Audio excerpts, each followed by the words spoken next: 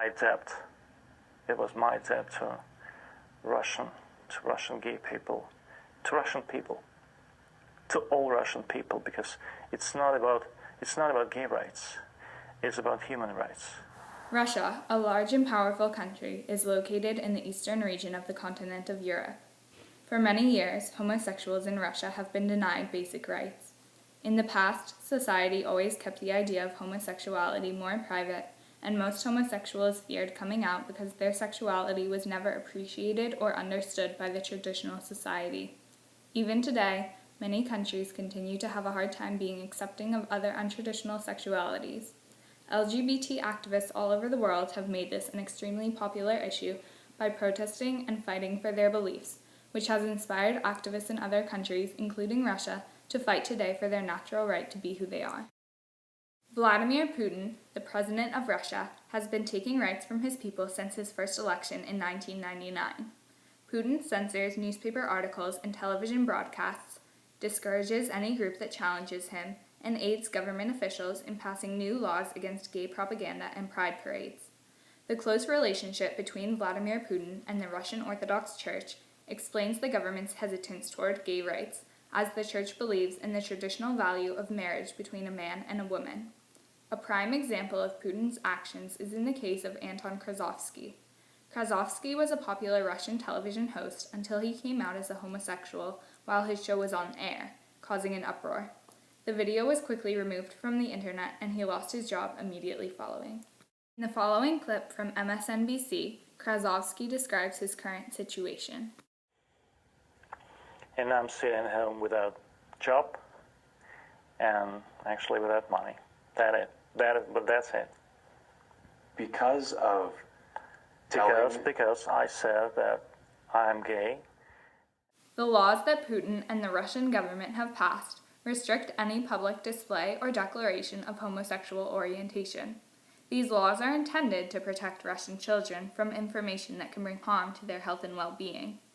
This blockade of information is a direct infringement of the rights that the children possess to have knowledge of events and realities, such as the fact that homosexuals and their oppression exist.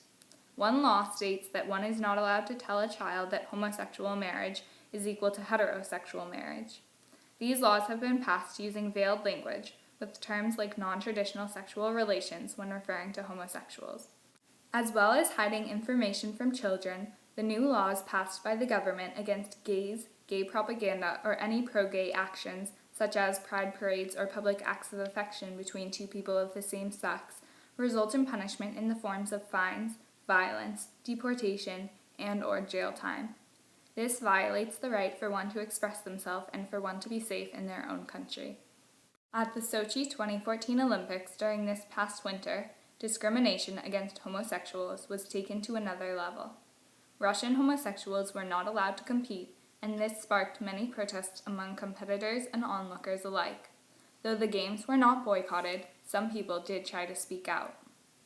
Google, one of the largest and most influential companies in the world, kept a Google Doodle up on their homepage for the duration of the Sochi Olympics, with the message that the practice of sport is a human right.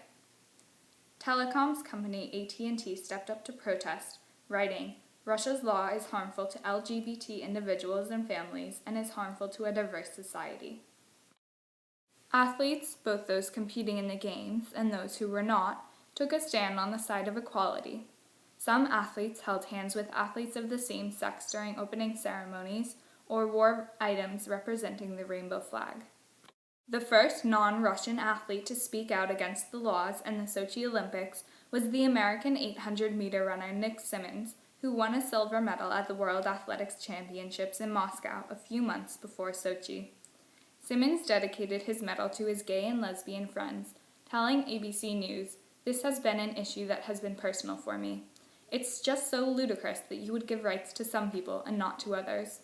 He also expressed his desire to wear a gay pride flag pin in races to show his support for the rights campaign, but acknowledged that Russia has made it very clear that that will land you in jail. The important topic of the fight for gay rights in Russia is significant and relevant as it is happening right now. Homosexuals are being unfairly persecuted and discriminated against, and therefore are doing all they can to obtain their natural right to be who they are. Activists all over the world have made this controversial topic a worldwide issue. The controversy between heterosexual and homosexual marriage in Russia has raised awareness of this long-standing issue.